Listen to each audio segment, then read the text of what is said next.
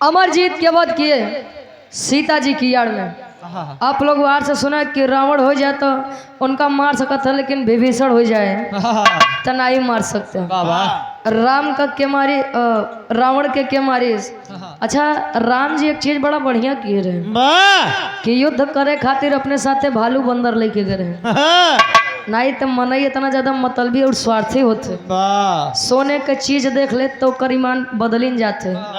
सोने का लंका देख ले तब ओकर का हालत होते। जाय के कहते रावण जी, ए महाराज का तो झूठे परेशान होता है, तनी से लंका नगरी में हम कुछ दे देता है। चाप देना चाहिए उनका। राम जी के गर्दनिया हम ही दबाई दे। ए भैया, रावण के मारी, मेघनाथ के मारी, समरजीत के मारी सका सब बताओ थे।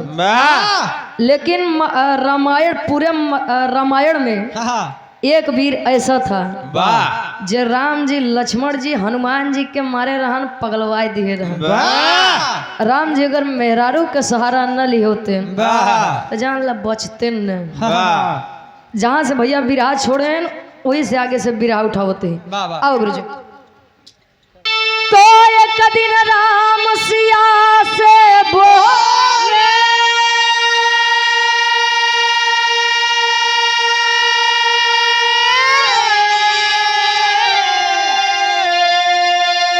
अरे मन में यह कारी के सोले,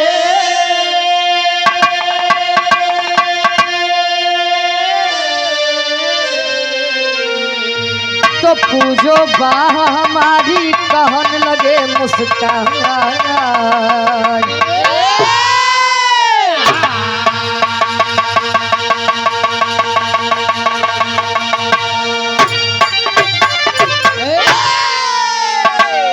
एक दिन राम सिया से बोले मन में अहंकार के सोले, पूजो बा हमारी कहन लगे मुस्काए। प्रभु श्री रामचंद्र जी लक्ष्मण जी खुशी मनाते हैं। अब तो ऐसा कोनो रोड़ा नहीं बचा बा, ऐसा कोनो बाधा नहीं बा जे हमरे वीरताई के ऊपर शक करे। प्रभु श्री रामचंद्र जी मन में विचार करते हैं कि यार अगर देख लाए, अगर देखा जाए तो हमसे बड़ा योद्धा थे पूरे रामायण में केहू लंका के जौनी लड़ाई बा, लंका लड़ाई में क्यों रावण नहीं बा बतावा। रावण के इतना लंबा परिवार हम मार दिए। रावण जैसा ज्ञानी पुरुष जे 6 महीना आगे के बात जान जाए।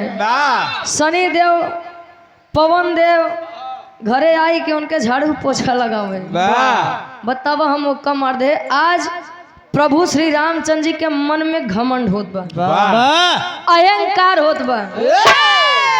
बैठे बैठे राज सिंहासन पे विचार करते हैं। कैसे? एक लाइन गजल के संकेत कवि जी करते हैं।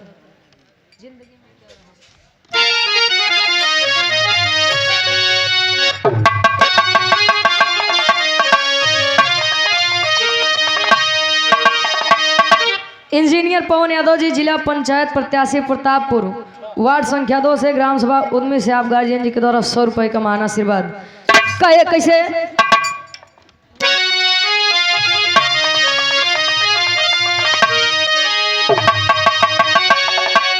अरे जिंदगी में क्या रहा,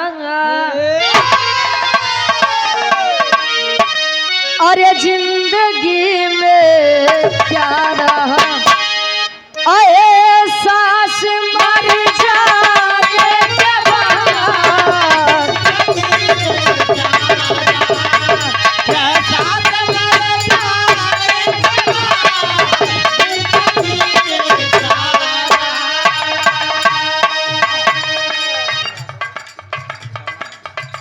और मानव की फितरत होश में आता है मानो,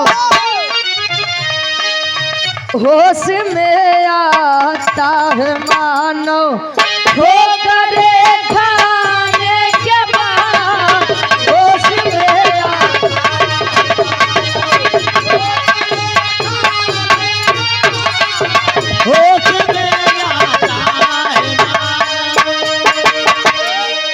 होश में आता है मानो, ठोकरे खाने के बाद। इंसान जब भरोसा जिंदगी में अगर कुछ करना है, कुछ बनना है, किसी के ऊपर भरोसा कर लीजिए। भरोसा टूटा या तो आप टूट जाएंगे या तो बन ही जाएंगे। जे हिम्मती बा ओकरे खातिर। लेकिन कभी का भाव है कैसे,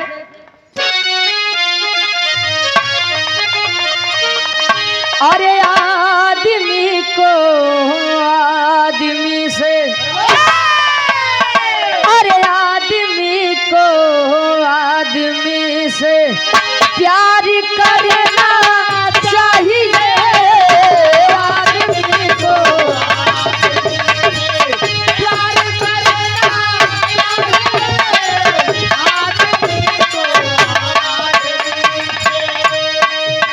आदमी को आदमी से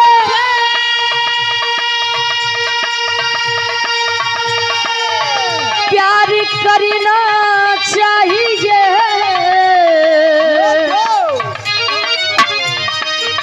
वक्त पर जो काम आए, वक्त पर जो काम आए, याद रखना चाहिए।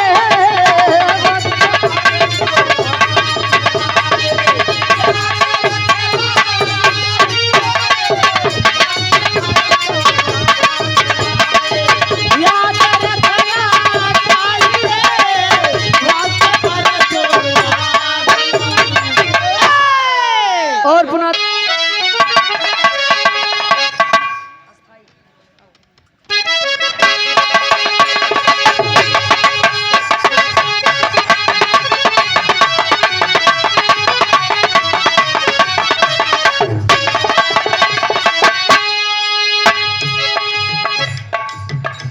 रावण का वध करके श्री राम घर को आए थे।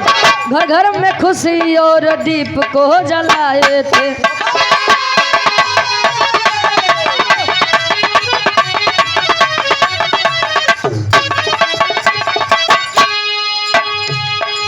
सिया से बोले प्रभु वचन को सुनाए, पूजो बाह मेरी बात को बढ़ाए।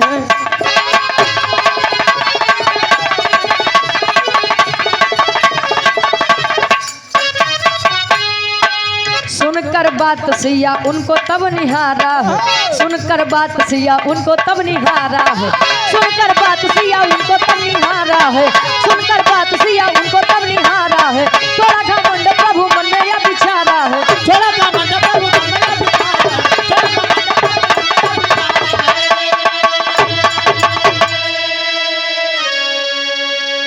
कहानी के समझला चाहिए, घमंड होए के चाहिए कि पूरी लड़ाई में हमसे बड़ा योद्धा क्यों रावे नहीं भाई।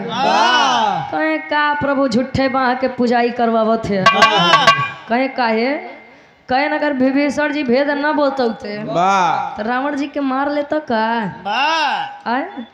ए भैया माई सीता जी कहीं अच्छा तारी है, मतलब बाई है खुशी बा कि हम तेरे बाह के पूजा करिए, तब पूजब तब। लेकिन हमारे एक बात माना, कहें का कहें अभी एक वीर ऐसा है कि जेका अबे तोहार सामने नहीं भवा। आप मार दीजिए, मैं खुशी खुशी आपकी बाहों की पूजा करूंगी। वो वीर हा के माई सीता जी बताते हैं, एक लाइन गीत लगत बा। और आप विजय यादव भैया जी हेमापुर फूलपुर से 100 रुपए का महान आशीर्वाद के चाह रहे हैं। एक लाइन गीत लगत बा कैसे,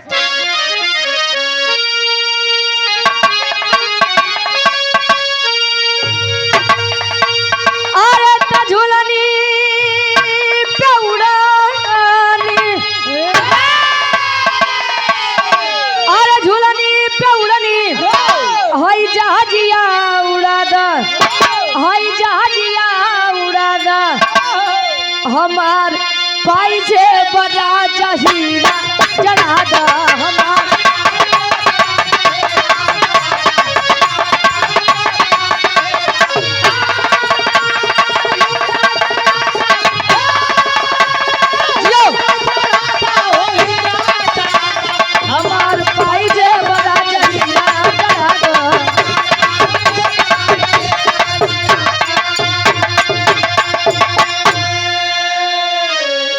सीता जी कहते हैं प्रभु श्री रामचंद्र जी से कैसे,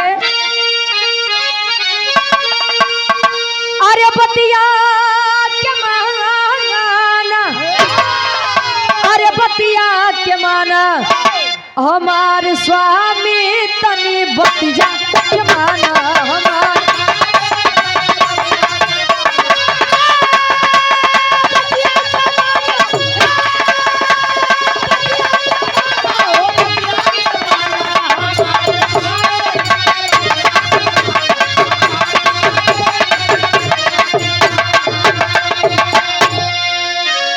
अरे रहेला कोटाक्षवन में अब एक थी ललनवा, अरे पहले हरावा जाके ओके सजनावा।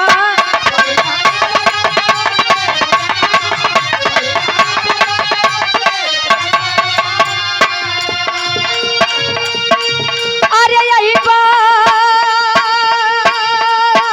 हमारी, अरे यही बात हमारी सुमनवा में ठाना हमार स्वामी तनी बतिया के माना।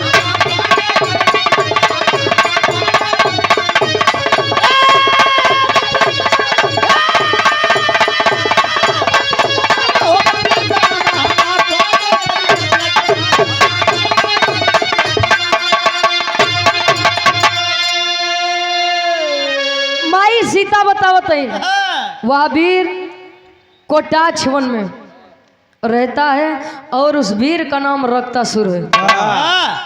कहें रक्तासुर, कहें हाँ स्वामी वही के पराजित कई क्या बा, हम खुशी खुशी तोरे बाह के पूजा करब। अब देखिए शंका इतनी खराब चीज होते है। रावण अपने अभिमान अपने अहंकार के साथ मरी गए। ए भैया माई सीता जी कहा था अच्छा जाना ही चाहता ला तब बतावत है। माई सीता बतावे कैसे, एक लाइन गीत लगत बा।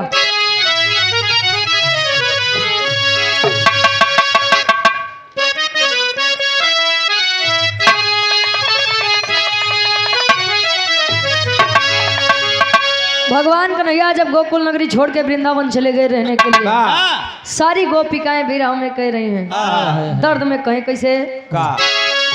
अरे प्रभु या बसो वृंदावन में,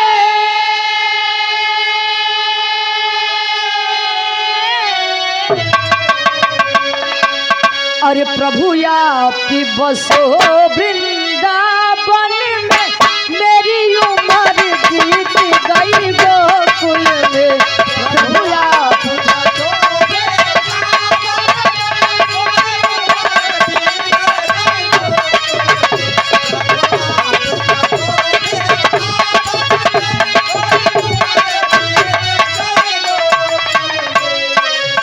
माई सीता बतावे रामचंद्र जी के शक दूर करत है बात प्रभु बचपन की है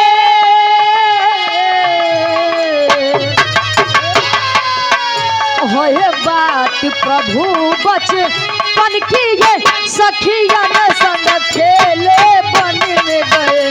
है बात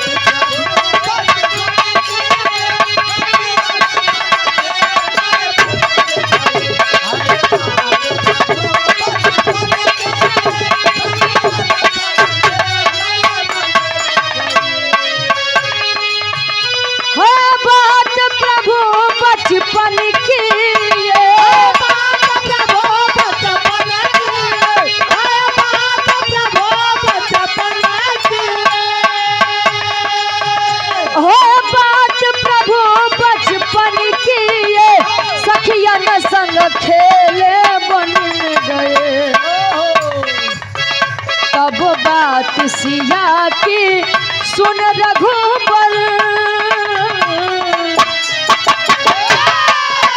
तब बात सिया की सुन रघुबर, अरे मन ही मन मुस्कान लगे। तब बात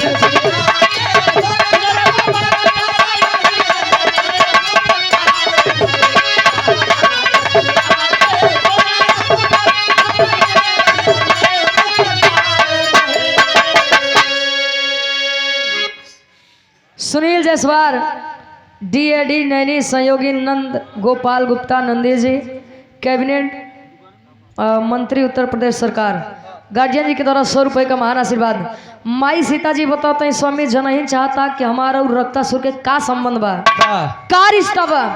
तो सुना बतावत है, जब हम छोट रहे तो खेले बदे अपने सखी सहेलिन के साथे वन में गए।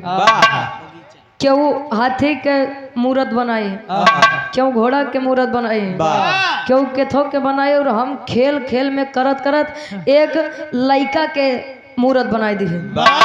और जब वो लड़का के मूर्त बनाए तो हमारे हाथे में फैंच गड़ी गए। भैंस भैंस नहीं फैंच यार, तो पढ़वे समझत है। कांटा छोटकी दे दी।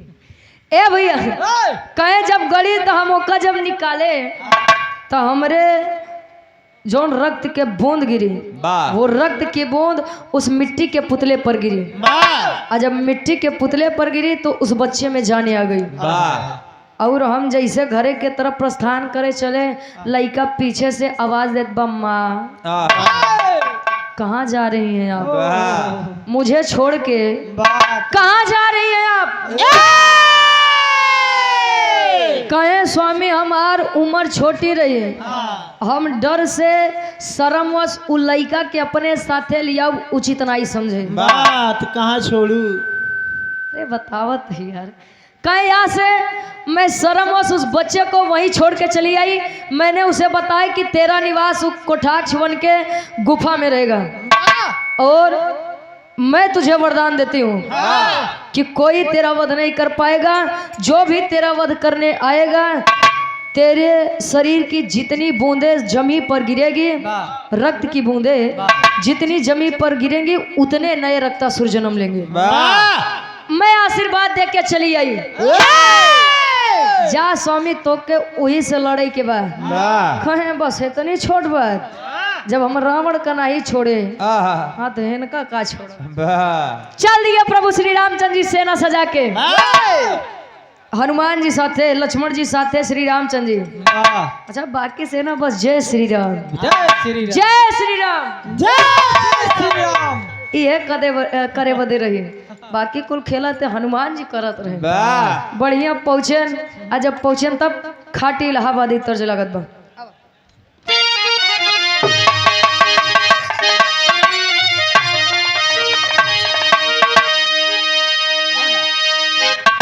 आए हाय विराट सम्राट स्वर्गीय दादा श्री रामधार यादव गुरु जी, झोसी नरेश गायन और गाय के चला गए। तू का कहाँ भैया लवली उतना जिन बोला कर प्रताप कह दो हम समझ जाओ। ए भैया गुरु जी का मैं कैसे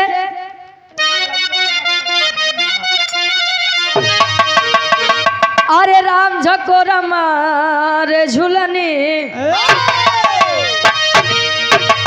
अरे झकोरा मारे झूलनी कहे साड़ी लहराए हो झकोरा मारे झूलनी। एक तनी से बदला है। विराट सम्राट आप स्वर्गीय गुरु हैदर अली गुरु जी गावत रहे। एक कैसेट निकाले रहे, कैसेट के नाम रतौ दिया जीजा।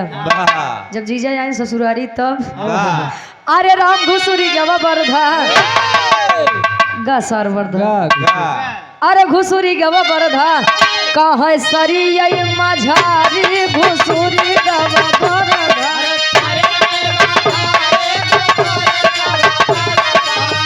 अरे गजब केहू बहिनी, अरे गजब केहू बहिनी सती अनसुईया में गाए रहे। माई सती जी अनसुईया जी तीनों देवी का कहते हैं। बड़की पतिव्रता बना तरफ अब सम्हारा तुहार के है। अरे गजब केहू बहिनी कहे छीनियो ना भतार हो, गजब केहू बहिनी। अरे लिखा लगोरी पतिया, अरे लिखा लगोरी पतिया पिया परदेश हो, लिखा लगोरी पतिया। अरे हमार मुड़ी कटली, अरे हमार मुड़ी कटली मोर बूढ़ा माई हमार मुड़ी कटली। एक एक लाइन ये ले हमार मन पसंदीदा वाह अरे घुमा के गोरी मरलो विराट सम्राट स्वर्गीय दादा श्री राम कैलाश यादव जी एक बात कहत रहे वाह काहे तेरी मेरी आंख लड़ी लोगों ने बदनाम किया वाह काहे दुनिया के बक्का दे हाँ हम तू अपन काम की है क्यों क्यों कहे ला उमरिया के दोस्त बा कही के गए सूरदास ही सब नजरिए के दोस्त बा वाह कहे अरे घुमा के गोरी मरलू अरे घुमा के गोरी मरलू नयना वैसे बान हो घुमा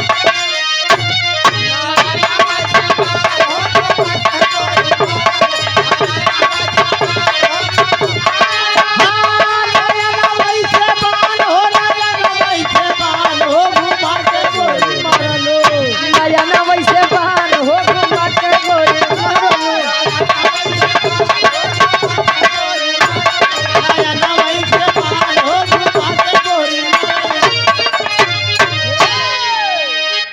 और आप बंदीपट्टी चौराहा होले मिलन समारोह हंडिया प्रयागराज से धर्म क्या बड़े भैया जय सिंह सरकार और जेपी पटेल ये 100 रुपए का महान आशीर्वाद जेपी वर्मा हम सोचे पटेल हमरे कहते वर्मा पटेल एक ही होते अब यार वर्मा अलग लगा में हम नहीं जाने वाह 100 रुपए का महान आशीर्वाद आशीर्वाद के चाह रहे हमारे भैया के फरमाइश बार राजा हो तो कैसे मनाई विराज आखिरी हो जाओ कर बाद गाय देते हैं ए भैया ई तमाला तनी के इंटरटेनमेंट खातिर मनोरंजन खातिर बिरहा प्यावा प्रभु श्री रामचंद्र जी सेना सजाई के अयोध्या नगरी से जाते हैं कहाँ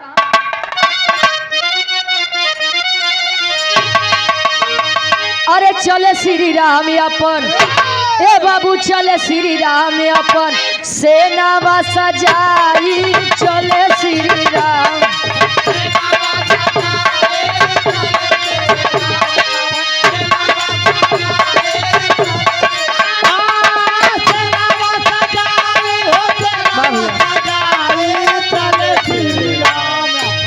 सेना वा सजाई चले श्री राम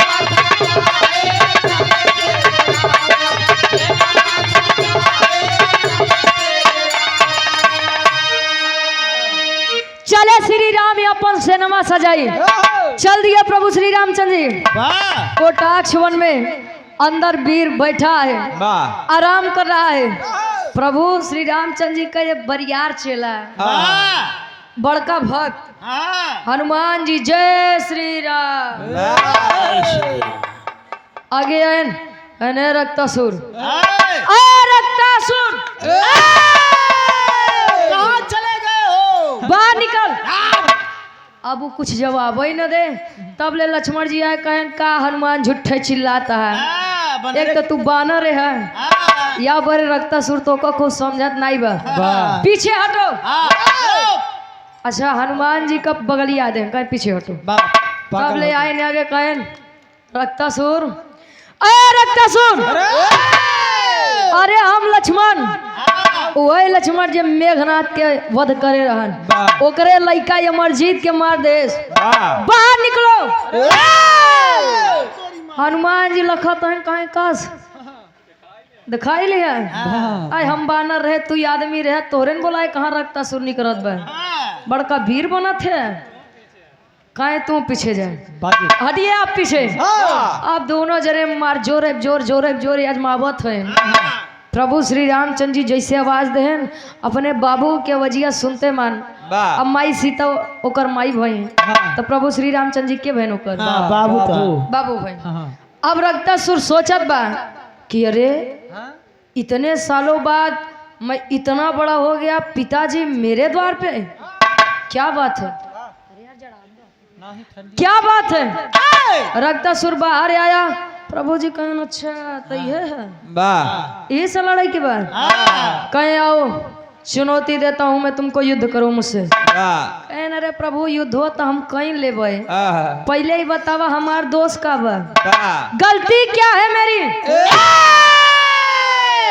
कहन तोरे चक्कर में हमार सीता हमरे बाह के पूजा नहीं करत है जब ले तो हराऊ ना तब तक सीता मनी है ना कि सबसे बड़ा वीर हम ही नहीं अब वो लड़का सोचत बा हमार बाबू वहीं छोड़ा जाए दे का मतलब अब बाबू ओकर परेशान आ बेटवा आओ लड़ाई कर बाहर निकल युद्ध कर्म से आओ तेरी माई की अरे बस कर यार अब यहाँ रक्तासुर जब बाहर निकला, भाई वीर तो वीर चुनौती स्वीकार कर लिया और तब दोनों वीर में युद्ध होत बा। कैसे?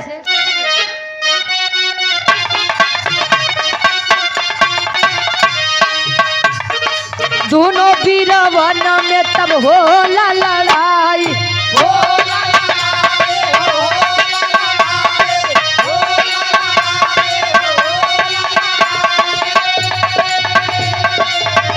और सेनावा के मार दिया घरे पहुंचाई। क्या बात है?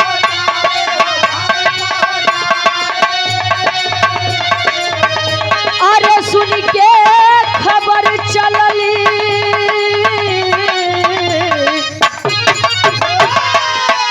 अरे सुन के खबर चली माई खिसियाई, चले श्री राम सेनावा सजाई, चले श्री राम। हाँ, सेनावा सजाई हो, सेनावा सजाई, चले श्री राम।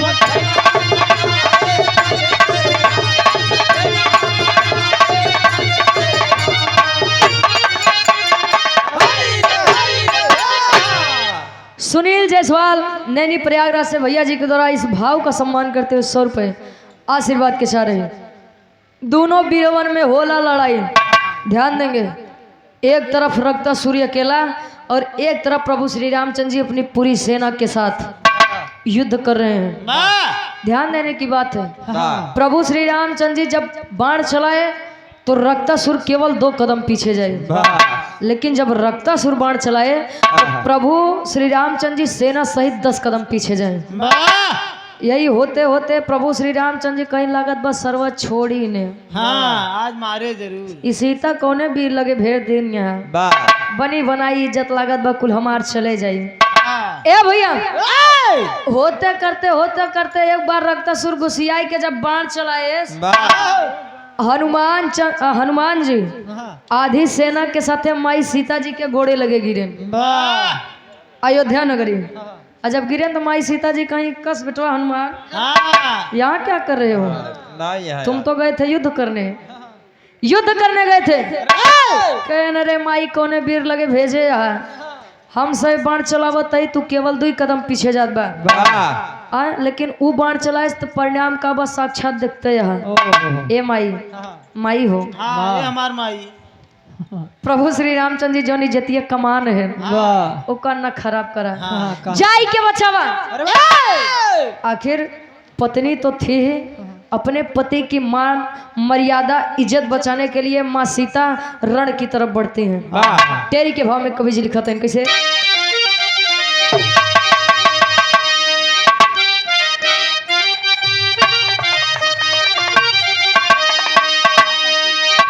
अरे माता की ममता ज्वाला बन गई, अरे माता की ममता ज्वाला,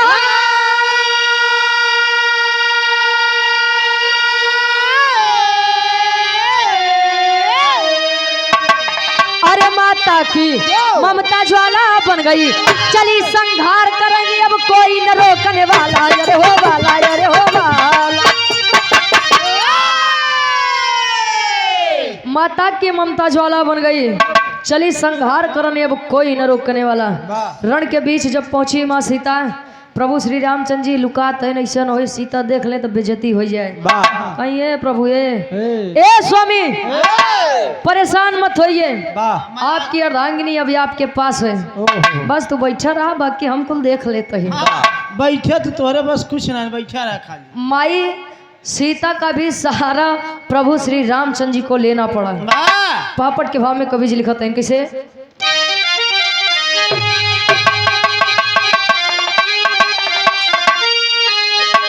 अरे देख सिया क्या मचलबा अब तूफानवा बीच बनवा में, अरे देख सिया क्या मचलबा अब तूफानवा बीच बनवा में, तो क्रोध से कांपे धरती योगा गनवा बीच बनवा में, क्रोध से कांपे धरती योगा गनवा बीच।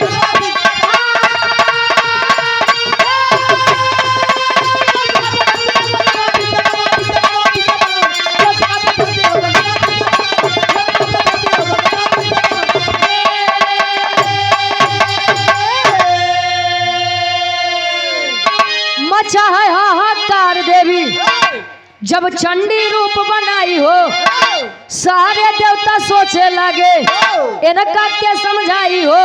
अरे सोच सोच के मन में करे अब गुणनवा बीच बनवा में तो क्रोध से कांपे धरती यो गगनवा पीछे बनवा में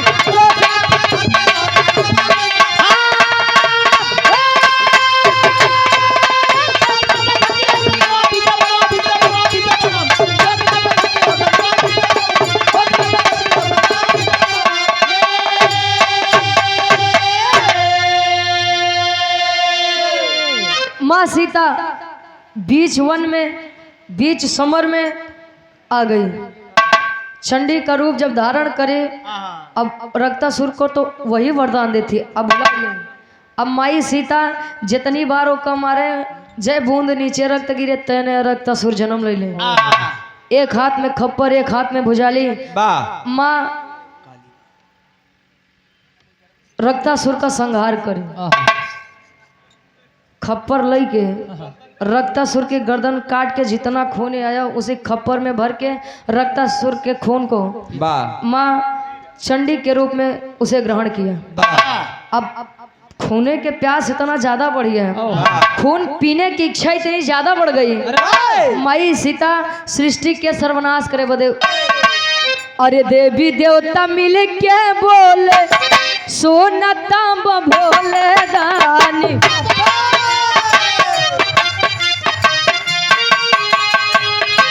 दुनिया के बातें केवल या पानी आधा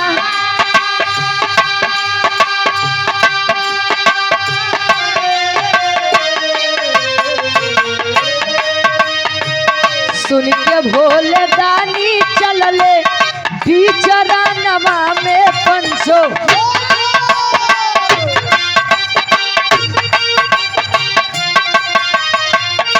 जहाँ देवी सीता वो मचाए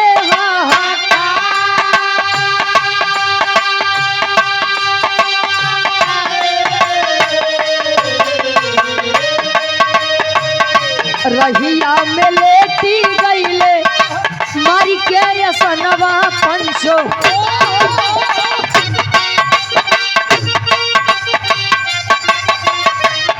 जवन रहिया में देवी करे हो सदा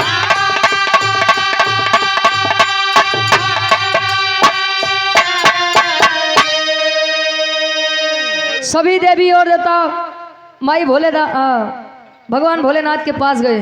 जब भगवान भोलेनाथ के पास गए भगवान भोलेनाथ से विनती इबादत करके माई सीता के रोके बदे मनायन और भोलेदानी आयन माई सीता के रास्ते में लेट गए। अब माई सीता आगे बढ़ते हैं जैसे कदम आगे बढ़ावे चले प्रभु के ऊपर पैर रखे चले तब ले नीचे से नाग देवता फुफकारत है। देखा कालिया नाग का। अब जब माई सीता नयन गिराई के नीचे देखत है प्रभु के देख के माई सीता के जीभ शर्म के कारण निकल गई और शर्म के कारण हुआ का आखिरी में कवि जी प्रमाण देते हैं।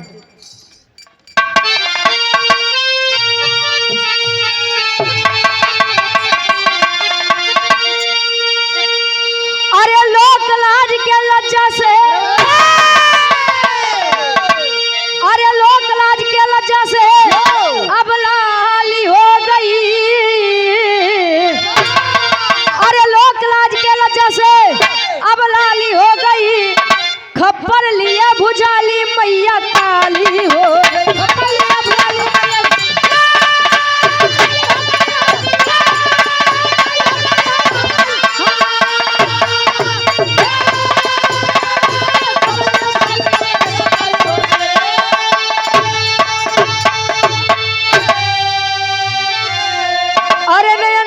देखे देवी लेटे भोले दानी हो तो देव प्रभु के देवी सीता हुई शर्म से पानी हो।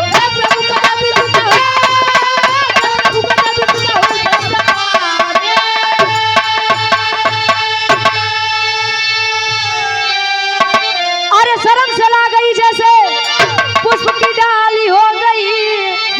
अरे शर्म से ला गई जैसे पुष्प की डाली हो गई। खप्पर लिए भुजाली मैया काली हो।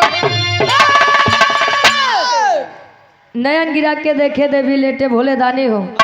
माई सीता जी देखत नहीं तो शर्म के कारण उनका पूरी शरीर काली पड़ी गई। अब वहां से माँ सीता का एक नया रूप हुआ, नया अवतार हुआ, जिसे लोग माँ काली के रूप में पूजते हैं। प्रभु श्री रामचंद्र जी के घमंड चढ़ा रहा, घमंड भी टूट गया। अब माई सीता के एक नया अवतार भगवान भोलेनाथ के कारण। ये हमारे विराग के शीर्षक बा, आखिरी में खानदान के परिचय बा। अच्छा ठीक, अजय यादव खानापुर हडिया से ये 100 रुपए का मान आशीर्वाद, आशीर्वाद के सारे। अब गुरु बिहारी, गुरु गणेश, गुरु रामलाल गुरु का